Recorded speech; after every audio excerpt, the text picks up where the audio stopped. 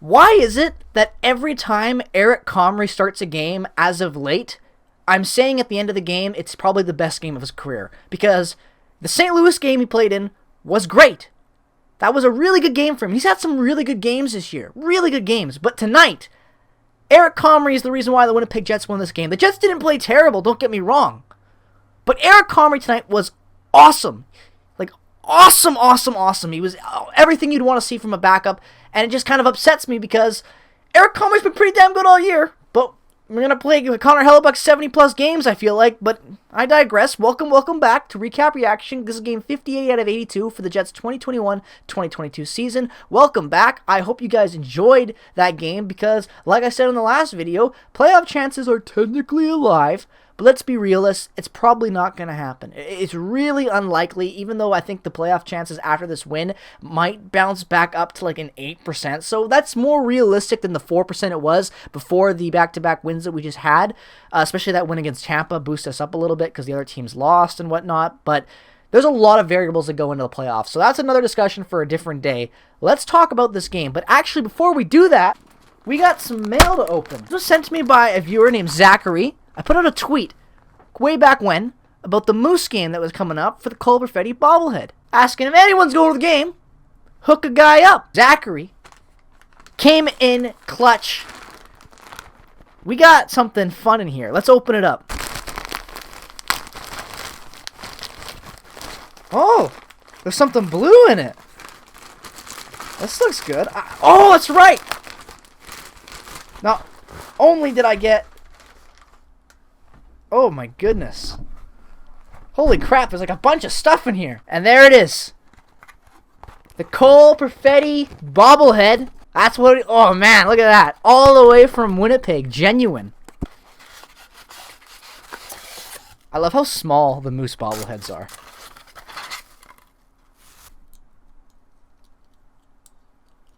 There it is, look at that. Super small.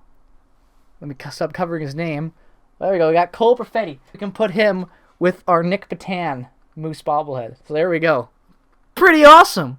Thank you, Zachary. Go right there. Right at the front.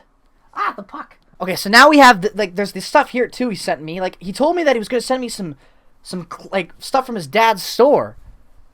But he's got some of this dope Bombers thing. Grey Cup Legends. Look at that. That's awesome.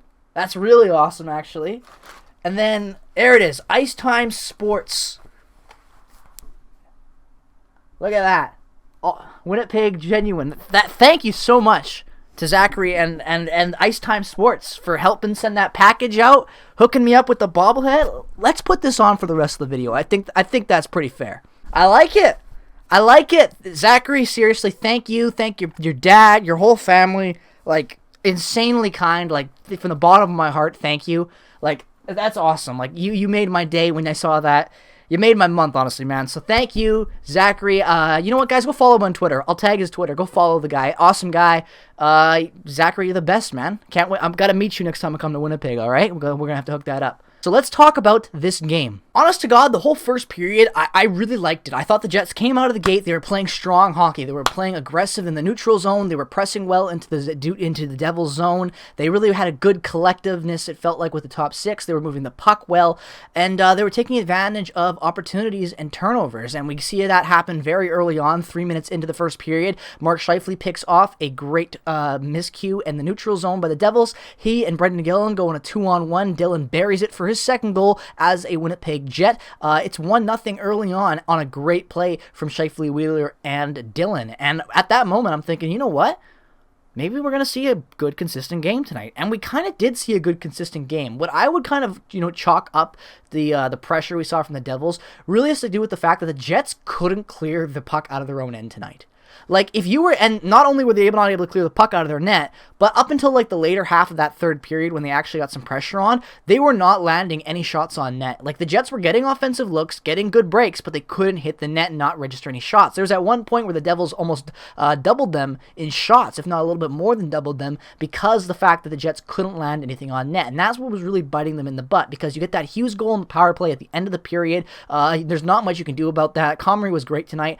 I doubt a lot of goaltending goaltenders could have stopped that clapper from Hughes. It was a beautiful goal. He's been on a hot streak lately. That's his 18th of the season. Not to mention the fact that Jasper Bratt has 36 assists this year. I didn't even know that. So Devils have some sneaky guys on there, and they're getting better. But even though their season this year hasn't been the best, they're getting better. So I think they're going to be an interesting team to watch over there in the East. But back to the Jets side of things.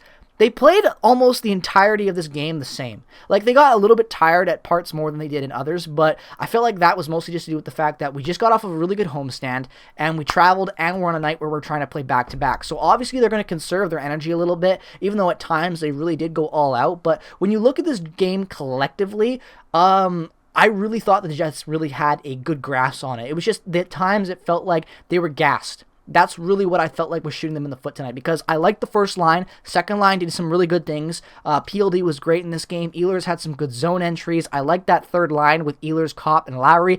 It feels like we finally have 3 scoring lines that can actually produce, especially with the way Lowry's been playing as of late, which is great.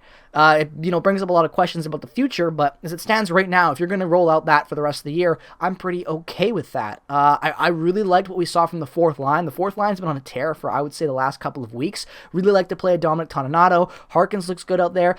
And Mr. Invisible, Christian Vesalainen, ain't so invisible anymore. I've noticed him a lot more the last couple of games, which is great. I don't think Vesalainen is, at any point in his development that we thought he would be at this year. He's not looked good in the amount of games he's played. So yeah, it's great to see Vesalainen finally do some smaller things right and get actually noticed, because you can see him now. He's not just a guy on the roster, on the lineup card that you don't see because he's invisible. We saw him tonight. I believe Vesalainen played, I want to say maybe, he only played 7 minutes, and I noticed him a few times out there. So the fourth line was doing things well. They were getting in the forechecking. They were making good plays. They were keeping puck control. I like the fourth line. You can't ask much more from a checking line than to check and hold puck possession, and they did a good job of that tonight with a couple scoring opportunities. I thought they played pretty well. The defense tonight was honestly pretty good. I like Josh Morrissey tonight. I like the way that they jumped in on the offensive zone to keep the pressure and to also keep up with the pinches. They were very well placed and well managed. I didn't feel like the Jets were over pinching at times and overcompensating for the fact that they were getting pressured a lot behind the net. The Devils do a really good job at forcing play to the boards, especially when you even look at their power play. Their power play is actually set up the opposite of their penalty kill. The penalty kill, push you to the outsides, clear the middle, obviously, and then for their power play, it's kind of the same type of thing, except it's reversed. They stay to the outside and then throw the play into the middle and try to get something off of that. And I thought that they did a really good job tonight at countering the Devils on their penalty kill, as well as being a good team on the Jets' power play as well, even though their power play tonight was kind of okay. They only had 2 opportunities. They got some good looks, but definitely, an okay night, I would say, all around for the play. What it really comes down to this game is Eric Comrie didn't, get tired when the Jets did. Eric Comrie stood on his head, made some incredible saves up tight. He was really, really good in danger close pressure chances that the Devils had. He was just really good tonight in net when it came to everything. He just did a good job at stopping the puck. And, for what Eric Comrie is, how many games he's played this year, I really like the guy. And even though I'm a big Mikhail Burden guy, Comrie's going to be cheap, most likely. Maybe we keep Comrie around for next season. I'm not opposed to it at this point. If we keep Comrie, I'm happy. If we don't, I don't really care because I like Burden. So for me, the backup goaltending position right now for the Jets is kind of a win-win right now. You've got a good young prospect in Burden that's coming up through the system, as well as you finally have a guy you drafted eons ago in Comrie that's starting to finally put it together and look like he might have a decent NHL career as a backup. So the Jets find themselves in a good spot with goaltending, even though Hellebuck's been shaky for the last, I would say, month and a bit, but that's a good place to find yourself in, I guess. So with that being said, a word from our sponsors. If you haven't already, definitely go in the description right now and hit that BetUS link. If you use that BetUS link, you can sign up for a BetUS account and use code PIGCITY to get a 125% cash bonus on top of your initial deposit. BetUS is one of the top online betting providers in North America. They offer everything from online sports betting, live casino games, and racing, horse racing, and so much more. They're a great website when it comes to just making sports betting. They're very educational as well, teaching you all the odds, the money lines, and exactly how you can use your money, play with it, and turn that into more. Not only do you get to use all the great features that BetUS offers, but because of code PIGCITY and the wonderful people over at BetUS, you get an 125% bonus on top of your initial deposit. Who wouldn't want all that free extra cash? Make sure that your legal gambling age wherever you live, know your limit, play within it. Thank you to BetUS for sponsoring this channel, and back to talking about the Winnipeg Jets, because this was a good game by the Jets, and it felt so good to say that, because like I said in the last video, Playoffs are kind of eliminated at this point. I know they're not mathematically, but, you know, being a realist, it's very unlikely the Jets push them. So what you want to see is improved play from the core staple guys. Find some stuff that works near the end of the season. Experiment, bring up some young guys. Find out what is working and what's starting to get better and connect and ignite into something that's good, got good chemistry, and that has potential to grow in the future. And find out what doesn't work. The Jets right now need to evaluate everything. And these wins like this are great for evaluating that, because you get to see how Blake Wheeler plays. You get to see how the top line plays, the power play, penalty kill, how we are faced under pressure with adversity and winning. All these different variables. If you're a scout and you're a general manager and a coach, they go into assessing what your team will be like going into the offseason. And that's what the Jets need to really focus on right now, is grading their players, figuring out what direction they want to go with, and finally figure out their new identity, or what the hell their identity is going to be going forward, because the identity this year has been inconsistency. We all know that. The record screams that. A 25-22 record screams inconsistency, not to mention 10 overtime losses. God, if we had even just won like half of those, we'd be so much closer to the playoffs. And think about the games we've lost, and I'm getting off topic, but it's rough, right? Because the inconsistency is what's killed the Jets. If the Jets were just even a little bit consistent this season, we'd probably be similar to what a record we were last year. You know, not as good because of the Canadian division, but an okay wildcard team. I genuinely think that, even though they have a lot of problems. I really don't know what they're going to do going into the future, but the good news is that they're winning games now, they're entertaining, and we finally have, you know, something to root for a little bit. You know, back-to-back wins in the first time in a long time. It's something nice. You know, we can enjoy this, especially because we beat 7-4 against the Lightning. We come in and win a tight-fought game against the Devils. It's everything you want right now as a Jets fan, because they're enjoyable hockey games. Like, what do you want? Like, obviously a tank is best for draft picks, but, you know, the Jets have been middle-packed all year round. They're not going to start tanking now because they do have skill, even though they should probably tank. It's weird. They don't have an identity. They still haven't figured out what they want to do. They're still at confusion corner. The light's green. Everyone's honking, but the Jets refuse to go anywhere because there goes crazy tourists that have no idea where they're going. They got a lot to figure out still.